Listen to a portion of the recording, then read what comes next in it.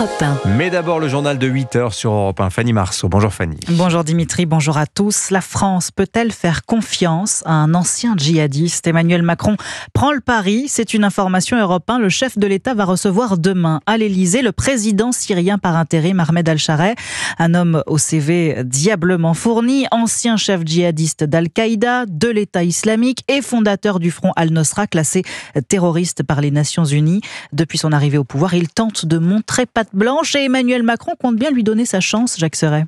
Selon les informations d'Europe 1, Ahmed Al-Shara est en effet attendu demain en fin d'après-midi à Paris. Emmanuel Macron doit accueillir le dirigeant syrien au palais de l'Elysée. La préparation de cette visite a déjà nécessité une demande d'exemption de la France auprès des Nations Unies. Fiché comme terroriste, Ahmed Al-Shara était sur les listes de sanctions de l'ONU et avait jusqu'ici interdiction de voyager.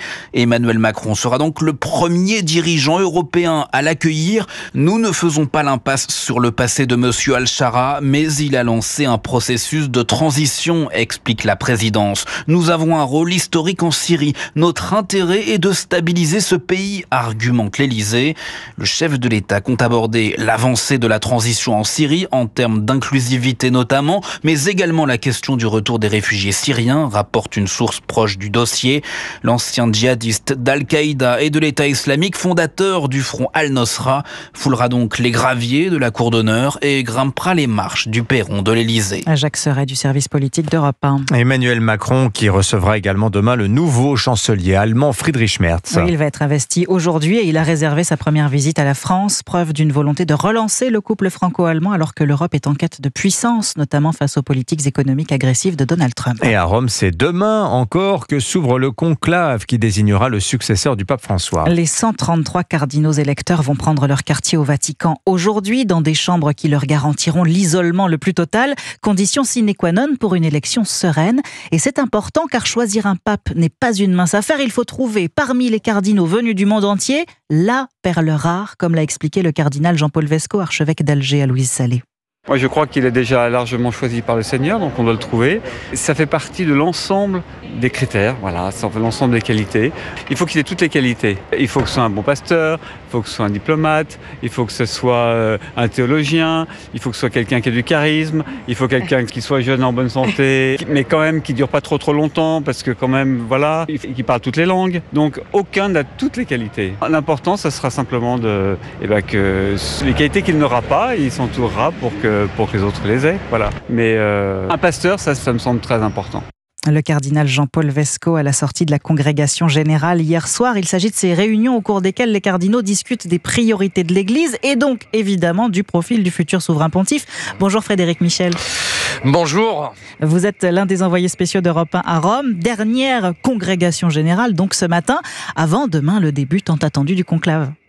Oui, et avec des cardinaux venus de 70 pays, des 5 continents, ce conclave est le plus grand et le plus international jamais organisé. Il faut pousser les murs. La résidence hôtelière Sainte-Marthe n'est pas assez grande pour accueillir tout le monde. Les chambres vont être tirées au sort. D'autres établissements logeront les cardinaux au Vatican, mais toujours avec le même protocole de sécurité. Les personnels qui les entourent sont aussi dans le secret. Ils ont prêté serment hier. Le signal téléphonique à l'intérieur de la petite cité-État va être coupé demain matin. En attendant, depuis le début des congrégations, c'est la même cohue de journalistes à chaque fois qu'un prélat en habit rouge apparaît.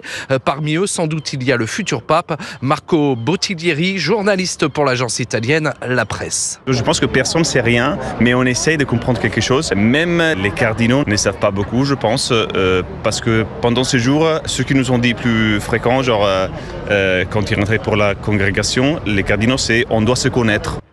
Alors la presse est pleine de graphiques en couleur, de statistiques, de baromètres, sondages et en ligne fleurissent les sites de Paris. Sur la place Saint-Pierre, les 5000 journalistes accrédités font aussi leurs pronostics. On a pris une bouteille de vin pour deviner le pape et le nom que le pape va choisir. Moi j'ai choisi Omeya, parce que c'est rigolo le nom, c'est tout. Francesco II. Et vous le savez, 5 cardinaux français participent au conclave. Merci Frédéric Michel en direct de Rome pour Europe 1. Vous écoutez Europe 1 matin, il est 8h06. Au Proche-Orient maintenant, une nouvelle offensive israélienne bientôt déployée à Gaza. Annoncée par le Premier ministre israélien Benjamin Netanyahou qui envisage de vider Gaza Nord, un important déplaçant de population gazaoui, je cite, pour sa propre protection. Hier, le porte-parole du gouvernement israélien David Mencer a confirmé cette nouvelle opération d'ampleur. Des dizaines de milliers de réservistes israéliens sont mobilisés cette semaine, dit-il. Objectif, accroître la pression sur le Hamas afin qu'il libère les otages. Une nouvelle doctrine de présence permanente dans les zones d'opération baptisée Chariot de Gédéon.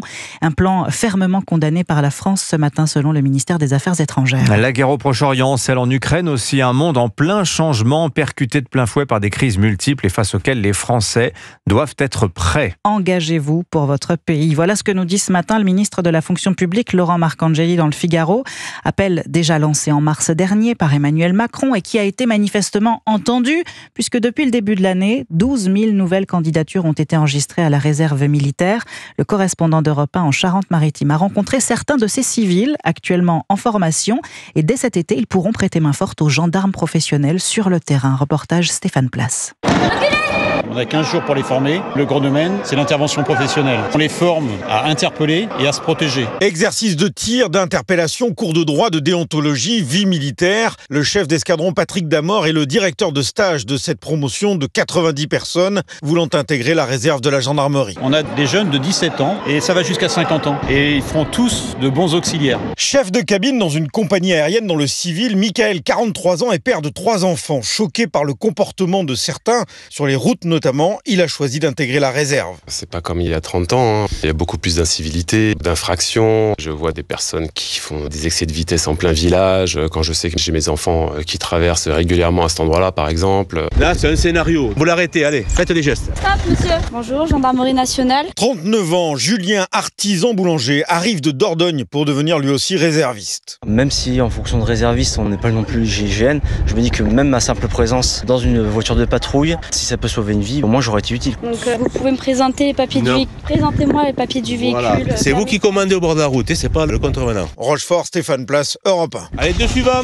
Et puis en football, demain, le choc PSG-Arsenal au Parc des Princes. Match retour des demi-finales de Ligue des Champions. À l'aller, les Parisiens l'avaient emporté 1-0. Cette fois encore, leurs supporters croient en la victoire. Ils seront d'ailleurs nombreux à suivre la rencontre dans les bars et restaurants de la capitale où vous les avez rencontrés, Cyril de la Morinerie. Oui, à côté du Parc des Princes, c'est déjà le branle-bas de combat dans ce restaurant qui fait le plein lors des matchs. Laurent, qui dirige l'établissement, a commandé 1000 litres de bière et le four à bois va tourner demain soir à plein régime. Les pizzas, les soirs de match, c'est ce qui se vend le mieux.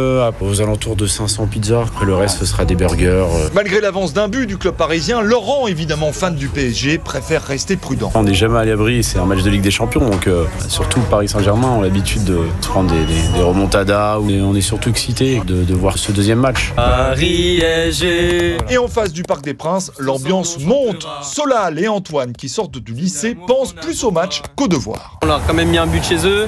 Là, on est chez nous.